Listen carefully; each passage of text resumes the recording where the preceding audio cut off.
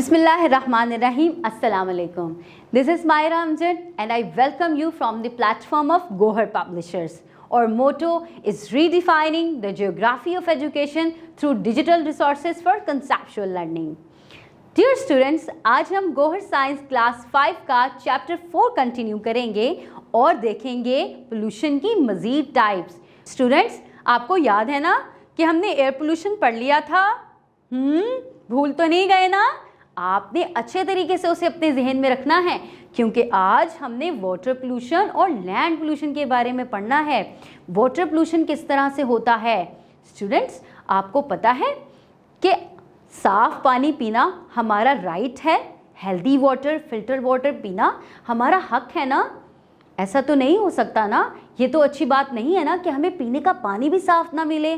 कितना बुरा हो अगर हमें पीने का पानी साफ़ ना मिले और हम ऐसा पानी पिए जो हमारे लिए ख़तरनाक हो और बीमारियां कॉज करे। इस वजह से हमने वाटर पोल्यूशन को देखना है, समझना है और उसे रोकने की कोशिश करनी है। चलें स्टूडेंट्स, आज हम देखते हैं बुक के पेज नंबर 51 पर वाटर पोल्यूशन के बारे में। स्टूडेंट्स, आपको पता है कि वाटर पोल्यूशन किस तरह से होता है, यानी कि हमारा पानी किस तरह से गंदा होता है? नहीं ना? चले मैं बताती हूँ। जब भी हम पानी के अंदर वेस्ट, केमिकल या दूसरे हार्मफुल पार्टिकल्स फेंक देते हैं, तब हमारा पानी गंदा हो जाता है, तब होता है वाटर पोल्यूशन। जी चलें, इसके कॉजेज़ देख लेते हैं जल्दी से। हमारे वाटर पोल्यूशन के बहुत ज़्यादा कॉजेज़ हैं।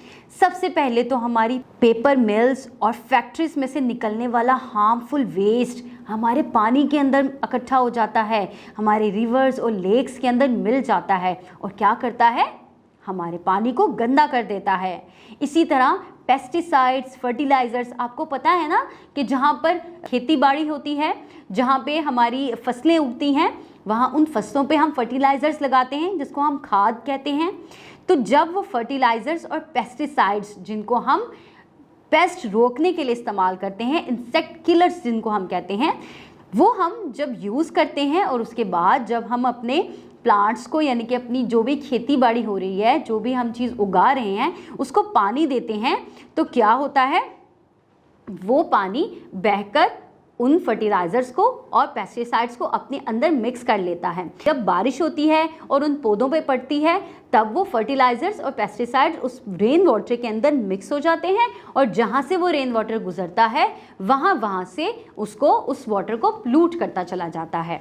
ओके स्टूडेंट्स, अब आपने जहन में रखना है कि फर्टिलाइज़र से कैसे पोल्यूशन होता है और क्या तरीका है और किस तरह से फैलता है। जब हम अपना ट्रैश, अपना रबिश जो है वो ऐसी जगह पर फेंक देते हैं जहाँ पर पानी के जोहर होते हैं, जैसे कि आपने देखा होगा ना, आजकल जगह जगह पे नाले बने हुए हैं, जिसको आप कहते हैं ये नाला है। अब इवन के हम लोग क्या करते हैं, अपने घर का रास्ता बताते हुए कहते हैं नाले से इस तरह है। वो क्या है? वो वाटर पोल्यूशन ही तो है। बच्चों, हमने अपना कूड़ा करकट पानी में नहीं फेंकना। आपने देखा होगा कि वो कितना ज़्यादा इकट्ठा हो जाता है, जमा हो जाता है, वो हमारे घरों से ही आ रहा होता है।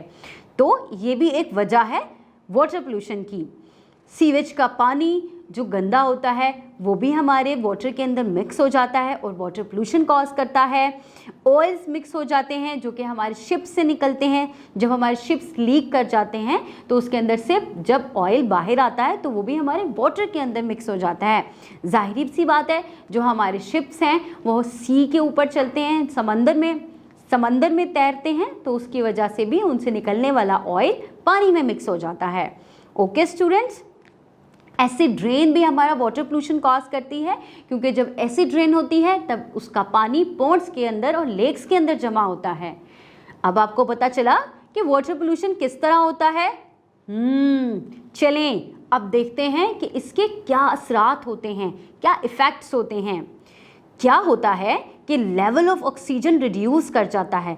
जो पानी गंदा होता है उसके अंदर ऑक्सीजन का लेवल कम होता है, उसके अंदर सांस नहीं लिया जा सकता। इसी वजह से गंदे पानी में हमारी मछलियाँ मर जाती हैं, क्योंकि उनको सफोकेशन स्टार्ट हो जाती है, उनको ब्रीथ करने के लिए ऑक्सीजन नहीं मिलती। जी इस वजह से क्या होता है, fish in the polluted water becomes poisonous और हम उसी जहरीली मछली को खा भी नहीं सकते। ये तो बहुत मसला हो गया ना सिर्फ फिश के लिए बल्कि हमारे लिए भी। हमें तो फिश बहुत पसंद थी, लेकिन हम उस वाटर की फिश नहीं खा सकते जो पोल्यूटेड है, क्योंकि वो फिश पॉइजनस हो गई है। बुरा हुआ ना। चलें, बैक्टीरिया भी ग्रो करता है पोल्यूटेड वाटर के अंदर, और आपको पता है अगर हम उस पानी को पी लें तो क्या होगा? टाइफाइड हो जाएगा, डायरिया हो जाएगा, हेपेटाइटिस भी हो सकता है।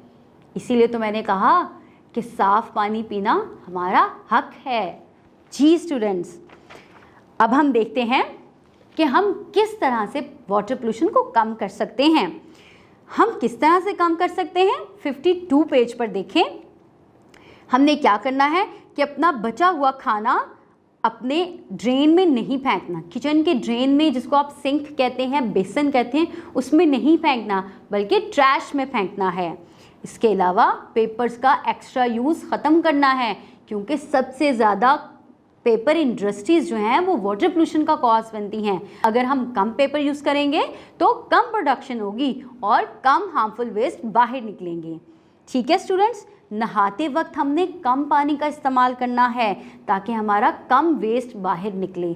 ओके स्टूडेंट्स, तो अब आपने इस तरह से वाटर पोल्यूशन को कम करने की कोशिश करनी है। जी तो स्टूडेंट्स, ये था हमारा पोल्यूशन का टॉपिक। अब आपको सारे पोल्यूशंस की टाइप समझ में आ गई है ना, पता भी चल गया कि आपने किस तरह से इसको रिड्यूस करना है। तो बस अब आपने अपने इन्वायरमेंट का बहुत ज़्यादा ख्याल रखना है और पोल्यूशन को फैलने से बचाना है। Okay, take good care of yourself and your environment. Allah Hafiz.